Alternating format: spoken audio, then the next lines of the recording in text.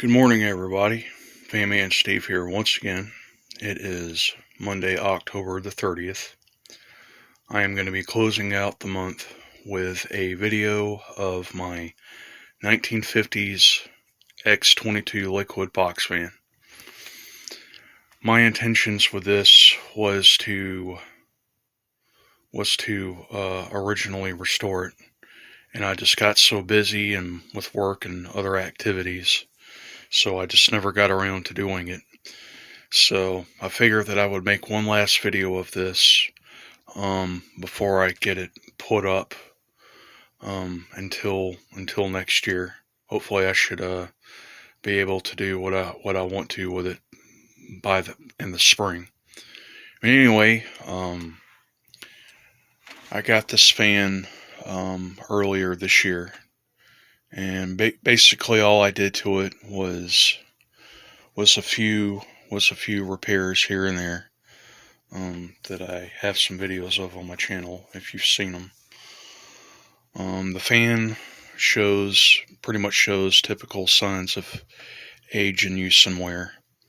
I don't know the full history of this fan, but from what I was told, this came out of an old outdoor barn, and it was pretty dirty when it first got here. Pretty much everything to it is original, including the switch there, which is a two-speed push button switch, and the power cord, and I'm sure that is the original, and maybe even, I don't know if the plug there is the original or not.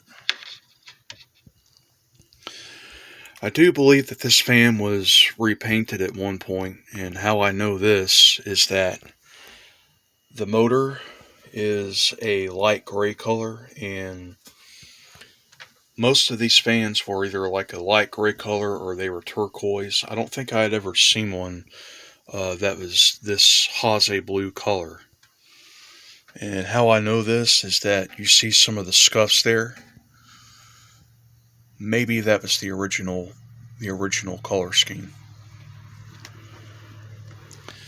The fan does work okay.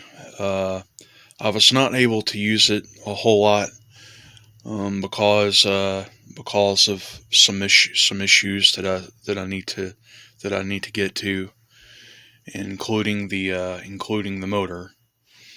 And these motors have said to be more prone to failure, which I don't fully believe to be accurate, because maybe it's the reversible motors, which of one fan that I have that has that particular motor that lead to these blowouts or whatever.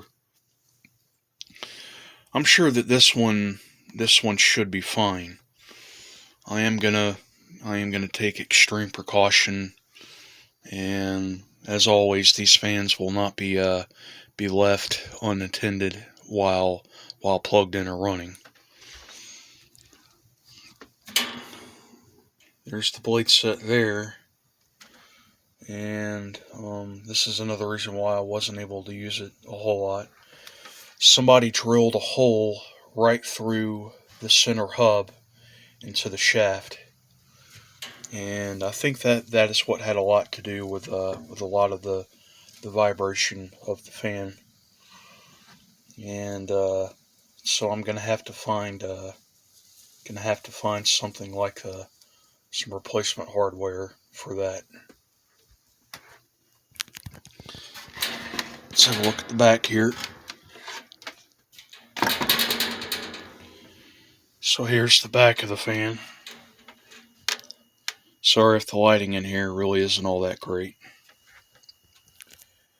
There is the 2-speed GE export motor, and as you can see, the oiling straw there is missing, so I've got to find a replacement for that too. See if we can get the information off of it there.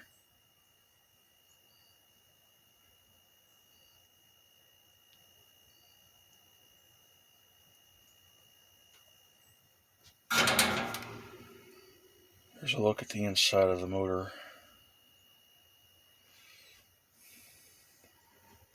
And it is pretty dirty.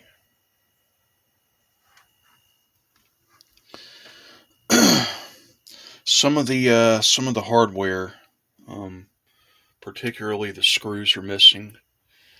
I need to find some replacement for those.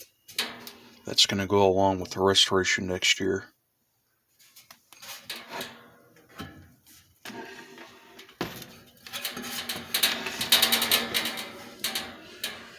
These are the little plug-ins here on the side. Some of these box fans had these little plugs here. Some of them didn't.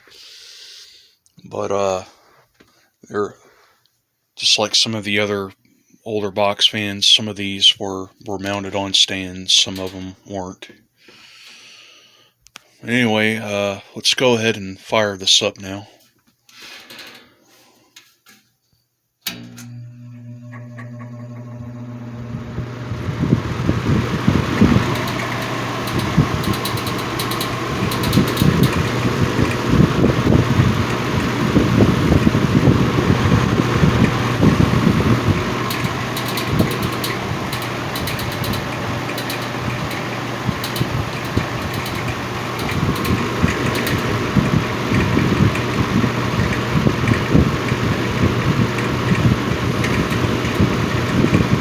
It's definitely got some vibration to it.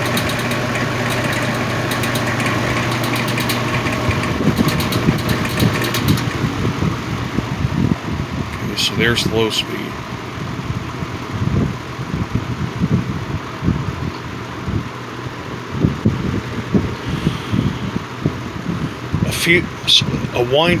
Some of the windings are loose in the stator in that motor, and I didn't mention that before, but that is the reason why I haven't ran this fan much, with that being with all the vibration and whatnot.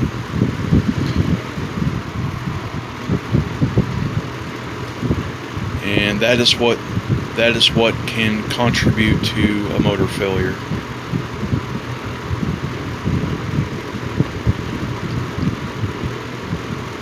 And truth be told, I do not want a motor failure right now. Getting a replacement, particularly the right motor that you need for the fan, is hard to do, and taking the motor to getting it rewound, it's going to cost hundreds of dollars, and that's really not much of an option right now either. So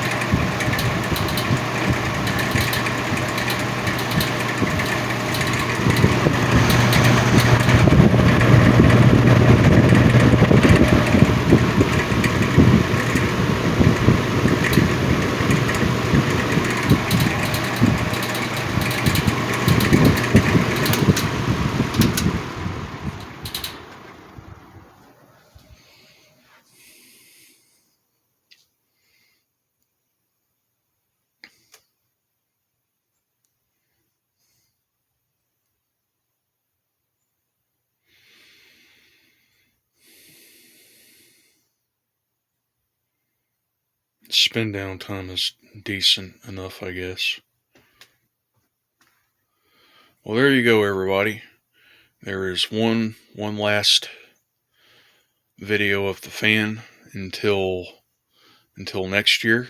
I hope that you all have enjoyed, and that'll do it for now. Have a good one.